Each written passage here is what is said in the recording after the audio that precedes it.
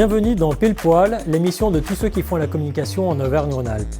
Pile Poil, c'est l'occasion chaque mois de retrouver des directrices et des directeurs de la communication, de faire aussi la connaissance d'illustrateurs et d'illustratrices.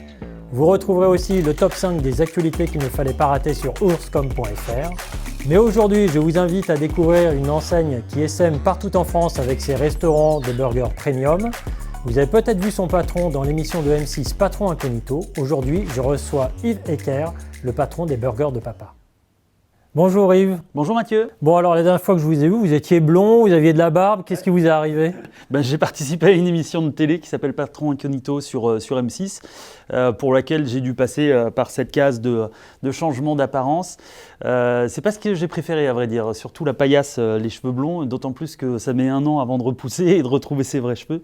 Qu'est-ce que ça a eu comme impact sur, je sais pas, votre notoriété ? Est-ce qu'il y a eu plus de personnes qui sont venues voir le patron ? Ouais, alors c'est un exercice un petit peu touchy, hein. Quand on met le doigt dans cet engrenage, on ne sait pas exactement ce qui va se passer à l'arrivée puisque c'est de la télé, donc 80 heures de rush pour finalement garder 1h30 de montage avec des intérêts qui sont pas les mêmes, que ce soit pour la boîte de prod qui elle veut faire un programme avec du clash où il se passe des choses, il y a de l'émotion, et moi en tant que patron qui veut véhiculer la meilleure image possible de ma boîte. Donc à la fin, le résultat, je l'ai trouvé finalement assez cohérent et conforme à ce que je suis et ce que j'avais envie de véhiculer.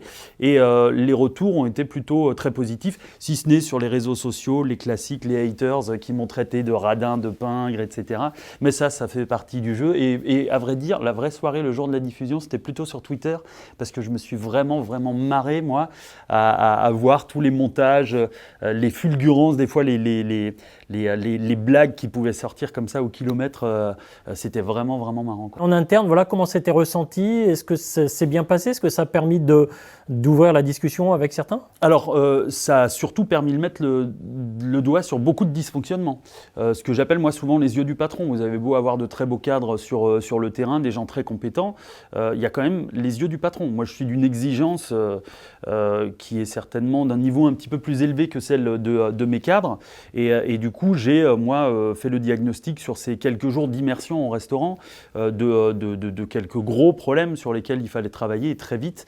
Et donc tout ça a donné naissance par la suite à un programme qu'on a appelé le programme des retours aux fondamentaux, qu'on a égrené sur toute l'année 2022 et qui a porté ses fruits. On avait entre autres un gros problème de savoir-faire sur les frites qui était en train de se perdre dans chacun de nos restaurants.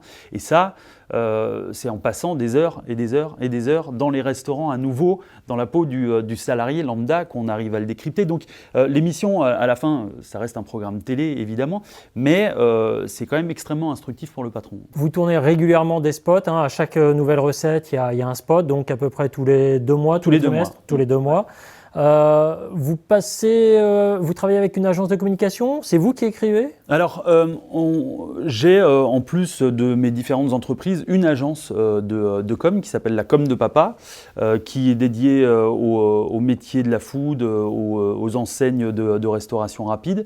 Et on a 3 salariés dans cette agence, plus un directeur artistique qui travaille quasiment temps plein pour les burgers de papa. On a pris le parti très tôt, il y a déjà 6 ans en arrière, de faire des films, d'investir du temps et de l'argent sur ces mini-films promotionnels dès qu'on sort un nouveau burger.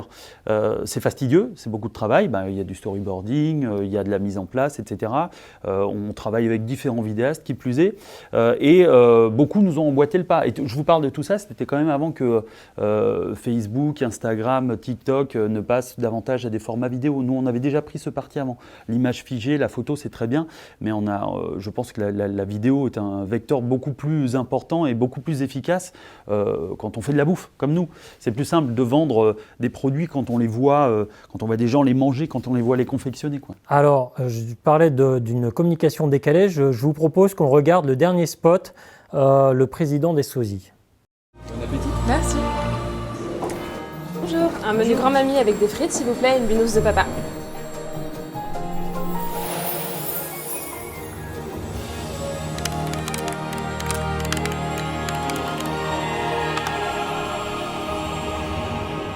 Bonjour, je suis le président des sosies officiels de Francis Cabrel. Alors, vous souhaitez me rencontrer? Oh putain, on mange bien ici, là, comme ça, mais hein, c'est sympa. En décembre, chez les Burgers de Papa, gagne le cadeau de tes rêves. Dans la mesure du réalisable, on va pas non plus faire revenir Joe Dassin, la Contaras. Donc il y avait 3 spots, hein. Celui-là c'est le président des sosies. Comment est venue l'idée? Est-ce que c'est vous? Est-ce que c'est l'agence? Voilà, ouais. Comment Alors on travaille chaque année à Noël sur un cadeau spécifique. On a pendant 4 ans travaillé ce qu'on appelle le Papas. Chez nous, c'est une carte qui vous permet de manger gratuitement à vie dans tous nos restaurants. On a fait gagner ça pendant 4 ans et cette année on a décidé de retravailler un petit peu la mécanique.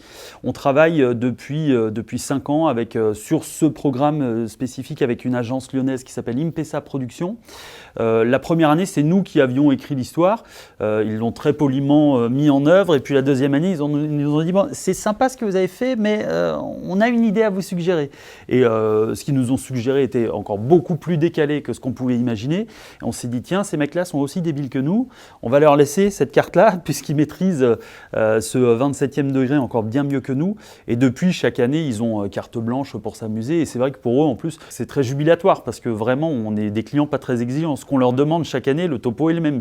Il faut que ce soit débile, il faut qu'on se marre et il faut qu'on voit le produit, il faut qu'on voit le burger.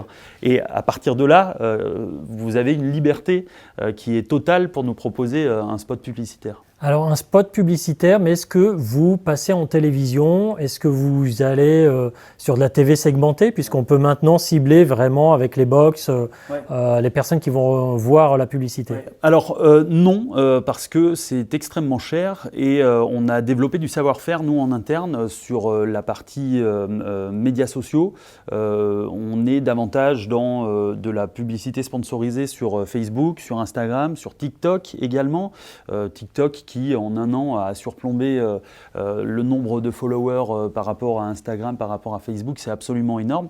Donc on utilise aussi YouTube par exemple, donc énormément de publicité sponsorisée sur ces médias-là et à l'heure actuelle rien en télé parce que des prix à mon avis prohibitifs et encore une fois parce que on peut, je pense, beaucoup mieux cibler encore ses prospects et son auditoire sur les réseaux sociaux. Alors justement, parlons des réseaux sociaux. Je regardais vos communautés sur Facebook, 35 000, presque 36 000 followers, Instagram 24 000, TikTok 33 000. Voilà, c'est quoi le réseau qui vous amène le plus de personnes vers votre site? Est-ce que c'est le but d'ailleurs de faire une sorte de drive to store? Absolument, c'est la vocation première d'ailleurs de ces réseaux sociaux. Alors in fine, ils seront sur le site. Pourquoi? Pour l'action d'achat en fait. Ça, on a mis du temps à le comprendre. Mais finalement, notre site internet qu'on imaginait être la vitrine de la marque, en fait, c'est pas du tout la vitrine de la marque. C'est notre site de click and collect. C'est pour ça d'ailleurs qu'en gros, au milieu de l'écran, lorsque vous arrivez, vous cliquez sur le bouton « Je commande ». En fait, le site, il est dédié à ça et aussi à la partie franchise pour capter du prospect franchisé. Mais effectivement, le taux de rebond sur cette année, parce qu'on développe du savoir-faire, on a les filles qui travaillent chez nous à la com, ont des formations très régulières justement sur l'optimisation de ces campagnes et on est devenus presque des statisticiens. On passe notre temps à éplucher les stats, savoir les taux de rebond de quelle plateforme vers quelle plateforme. Et aujourd'hui, on sait que l'utilisateur sur nos plateformes a majoritairement entre 25 et 34 ans, majoritairement des hommes, et avec un taux de rebond très très fort de la part des réseaux sociaux vers notre site internet. Vous avez travaillé avec un influenceur qui s'appelle Alan Food Challenge, donc il a plus de 800 000 followers, donc il testait différents burgers, puis il faisait sa propre recette. Qu'est-ce que ça vous amène, ce genre de collab, et est-ce que vous l'avez renouvelé? Alors on l'a fait 2 fois avec cet influenceur. Je vous avoue que moi, étant d'une génération, j'ai 40 ans, ça me dépasse un peu des mecs qui se mettent en scène à manger des burgers, à en manger un maximum sur des vidéos, sur des formats. Alors lui, il a la particularité en plus de tirer ça sur des formats de 10-15 minutes, qui est quand même très à contre-courant de ce qui se fait aujourd'hui sur les réseaux sociaux. La plupart des mecs feraient des trucs très très cut et vous montrerez en 30 secondes qu'ils ont eu une montagne de burgers devant eux et qu'ils ont tout fini. Et lui, il fait du verbe, il disserte autour de ça, il mange, ça dure 10 plombes et ça fonctionne. Et effectivement, ça fait des dizaines de milliers, des centaines de milliers de vues. Yves, on va rester dans le domaine de la food, mais cette fois-ci, on va découvrir une illustratrice lyonnaise qui a travaillé pour la marque Barilla. Je m'appelle Maïté Franqui, je suis illustratrice à Lyon depuis 7 ans. Cette année, j'ai été contactée par la marque Barilla. Ça fait plusieurs fois qu'on collabore ensemble. Mais cette année, ils m'ont invité à Milan pour découvrir leur nouveau pesto pistache et basilic, ainsi que leur nouvelle pâte albronzo. Donc on a rencontré plusieurs chefs, on a mangé plein de pâtes évidemment, du bon pesto. De retour à Lyon, en fait, j'ai illustré 2 posters pour Barilla et que j'ai fait gagner à ma communauté via mon compte Instagram. Sur ce poster, on retrouve le basilic classique, les pistaches, les fleurs. On retrouve aussi les moules des pâtes albronzo qui a été remis là en place par Barilla. Et tout ça avec le fond bleu de la marque et ça fait éclater un peu ce vert du basilic. Pour réaliser ce poster, moi généralement je propose à Barilla un croquis assez abouti, comme ça ils peuvent imaginer ce qui va se passer pour la suite avec peut-être une palette de couleurs aussi. Une fois que c'est validé, je fais quelques recherches de placement couleur, puis j'utilise Illustrator pour faire toute la base, en fait, toute la structure du poster et les couleurs. Et ensuite, j'ajoute les textures via Photoshop et ensuite, normalement, c'est terminé. Ce que j'adore faire, c'est vraiment aller au marché et regarder les gens dans les gares. Souvent, je prends des petites notes sur comment ils sont habillés, comment ils se tiennent. Parce que souvent, quand on doit illustrer un personnage, on fait des personnages peut-être un peu droits, un peu bateau, mais quand on observe les manières de se tenir, de porter sa valise, bah ça m'inspire vraiment beaucoup. Je leur invente des histoires, je note leurs petites... là, elle avait un super haut à pois, hop, je lui fais un petit dessin et je sais qu'elle va se retrouver dans une illustration plus tard. Alors Yves, je ne sais pas si vous connaissiez Maïté le travail, peut-être vous l'aviez vu sur les packaging. Pas du tout, mais je suis très fan de ce genre de travail et de son approche. Et c'est très intéressant ce qu'elle dit sur le décryptage des mouvements, regarder, être spectateur et comprendre, parce qu'il y a quelque chose de très sociologique dans ce qu'elle fait là. Et quelque part, nous, notre métier, il est un petit peu taillé dans le même bois en fait. Il faut qu'on ait une approche sociologique des choses, il faut qu'on comprenne les demandes de nos clients et leurs évolutions. Et ça nous fait un petit point en commun, je crois. Alors, depuis le 1er janvier, il y a une petite révolution pour tous les restaurants de vente à emporter, ou plus exactement quand on mange sur place, c'est qu'il faut avoir des couverts réutilisables, on arrête de jeter. C'est quoi le retour d'expérience que vous aviez? D'abord, vous l'aviez peut-être anticipé cette date. On travaillait le sujet depuis quasiment 1 an et puis on a déployé une phase de test dans 9 restaurants depuis le mois de septembre. On y allait avec beaucoup d'appréhension. On s'est demandé si les clients étaient prêts, si on allait aller devoir apporter beaucoup de pédagogie pour leur faire comprendre qu'aujourd'hui, on travaille différemment, qu'il faut trier devant une poubelle à la fin de son repas.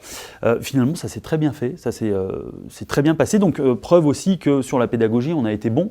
Nous, on a pris le parti simplement de retravailler nos poubelles parce qu'il y a la question de l'investissement. Vous avez de la vaisselle à acheter et compagnie, mais vous avez aussi des poubelles à refaire, à retravailler dans vos restaurants. On faisait déjà le tri sur 2 bacs. Là, aujourd'hui, on est passé sur 3 bacs. Donc, il y a eu tout un travail de restycage des poubelles et puis travailler une charte graphique, accompagner ça avec de la communication en restaurant. Il a fallu que tout ça soit cohérent, qu'il y ait une unité autour de tout ça. Et pour l'instant, les retours sont très honnêtement, franchement positifs. À le seul petit bémol que je mettrai à tout ça, c'est qu'il y a énormément de vols. Aujourd'hui, on vole dans nos restaurants. On repart avec le gobelet qui est siglé Burger de Papa. Alors non, il n'est pas siglé parce qu'on se dit que s'il avait été siglé, on en volerait certainement encore plus. Donc il n'y a pas ce côté iconique qu'on peut retrouver chez d'autres grandes marques qui ont exactement le même problème. C'est qu'aujourd'hui, ces produits malheureusement sont beaucoup volés. Alors, j'imagine que c'est un coût aussi. On parle beaucoup d'inflation actuellement. Vous êtes dans les burgers premium. Est-ce que vous avez ressenti un impact justement sur la fréquentation de vos restaurants? Absolument. On parle d'une inflation à un peu moins de 6%, si je ne dis pas de bêtises, sur l'année 2022 en France. Nous, ce qu'on a constaté, c'est plutôt du 15, 17, 20% et surtout sur les produits clés de notre garde-manger. Le pain, la viande, le fromage, tous ces produits, on a connu des inflations comme jamais. On a dû augmenter nos prix 2 fois l'année passée et on les réaugmente cette année au mois de mars. C'est toujours un crève-cœur que de devoir augmenter les prix, mais aujourd'hui la réalité c'est que dans un business model où en bas de page vous crachez sur les bonnes années entre 6 et 8%, quand on vient vous bouffer 3% de 3 points de marge, l'équation elle tient plus. Et quand vous avez en plus les crises qui s'empilent avec les problèmes liés à l'énergie, le coût de l'énergie, on n'a pas d'autre choix malheureusement que de passer par cette case augmentation des prix. Ça a un impact sur la fréquentation des restaurants, évidemment. La fréquentation est en nette diminution à cause de ces problématiques de pouvoir d'achat. Et je ne peux que comprendre, malheureusement, les gens qui aujourd'hui privilégient de remplir leur frigo plutôt que d'aller sortir manger au restaurant. Yves, avant de nous séparer, je vous propose qu'on regarde la revue de presse du mois. Le mois de janvier a été très chargé en actualité. Le petit récap des 10 articles les plus fréquentés sur le site ourscom.fr. Dans le récap ce mois-ci de l'actu d'agence, des nominations et news médias. Gros coup pour Yann Rambaud. Le groupe Vertical enchaîne les acquisitions et s'offre Nouveau Monde, l'agence de Claude Singer. Un signe supplémentaire de l'effet de concentration à l'œuvre dans le secteur de la communication. Au sein du groupe de formation IGS, les mouvements s'enchaînent. Nathalie Gauthier et Roselyne Hubert prennent des responsabilités à l'échelle nationale. Isabelle Schrecky d'Arfeuil prend de son côté la direction d'IGS Lyon. Après 11 ans passés comme responsable social media et marketing chez Acti, Christophe Ramel passe chez l'annonceur. Il vient d'embaucher chez Panzani au poste de digital manager. Du côté de Keolis maintenant, Élodie Migieux grimpe dans la hiérarchie en prenant la direction de la communication de l'antenne lyonnaise. Enfin, à Clermont-Ferrand, tout va bien pour le jeune média En Vrai. Les audiences doublent en un an et le média prend son indépendance de l'agence Start It Up qui avait contribué à son lancement. Toutes ces actus et bien d'autres sont à lire sur le site ourscom.fr et dans la newsletter. Eh bien Yves, merci beaucoup d'avoir accepté cette invitation. On vous retrouve sur la France entière, dans vos 45 restaurants. Et puis on attend avec impatience le prochain spot pour la prochaine recette. Et comme ils sont très originaux ces spots, on est curieux, on sera surpris. Merci beaucoup. Merci à vous. Comment se débarrasser des poux? Ma fille de 7 ans a des poux. Visiblement, je vais lui passer la tête au vinaigre blanc. Strava, performance sportive, pas pour regarder ce que font les autres, mais pour voir si je gagne en temps. Strava. Aucun, au contraire, depuis le 1er janvier, j'ai pris la décision de me limiter à 3 minutes par jour sur le téléphone. Fabrice Drouel, affaire sensible, France Inter. Laurent de la Clergerie, LDLC, beaucoup de choses à raconter sur la semaine de 4 jours et sa vision du monde de demain, très intéressante.